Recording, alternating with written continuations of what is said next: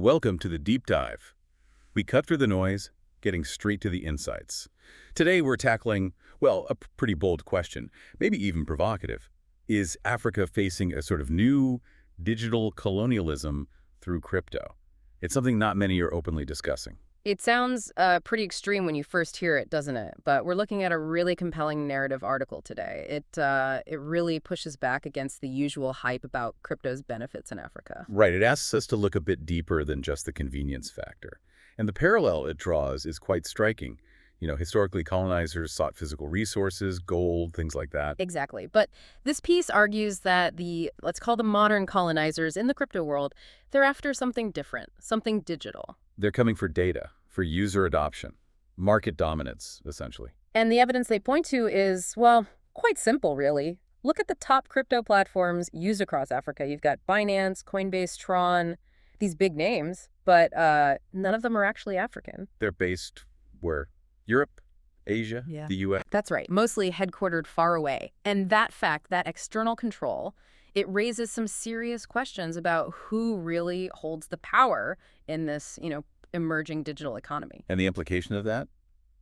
They run deep, don't they? If these companies are overseas, well, they're the ones setting the fees. They make the rules. And crucially, they have the power to just shut down user wallets. Your digital assets, your money, effectively gone or inaccessible. Imagine that.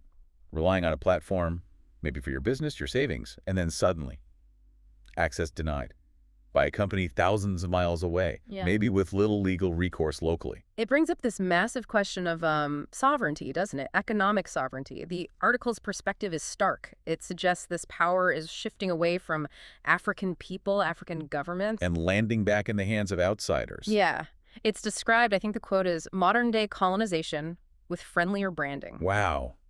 That's a heavy conclusion. It really forces a different look at the whole digital financing. Definitely. But we should be clear. This isn't saying crypto itself is inherently bad. Not at all. No, the article acknowledges the potential. It talks about empowering youth, fighting inflation, creating real wealth, things that are genuinely needed. Right. It sees that potential, but there's a big if attached. What condition being? That empowerment, that potential, it only really happens, quote, if it's ours.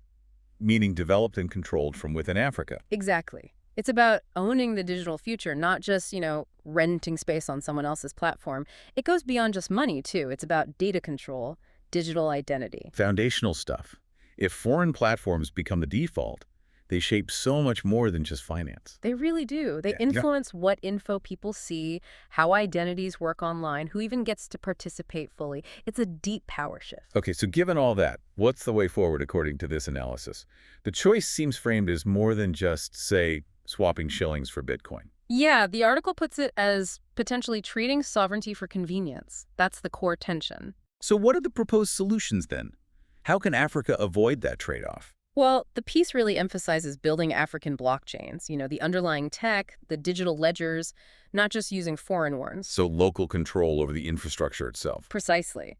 And alongside that, education, making sure users aren't just passive consumers, but active, informed participants who understand what's at stake. That makes sense. And regulation. Yes, creating smart regulatory frameworks, not just reacting, but proactively designing rules that protect African users and encourage local innovation. The goal being? The ultimate goal, as the source puts it, is clear. Owning Africa's data, owning its networks, owning its financial future. History often shows us how that trade-off sovereignty for convenience tends to end. It does. But the argument here is that this moment, right now, it's actually a unique chance. A chance for Africa to write a different ending, as the article says, to chart its own course in this digital age. Exactly. It's a powerful call to action, really. It certainly gives you a lot to think about. What really stands out to you from this deep dive into the potential hidden costs of digital convenience?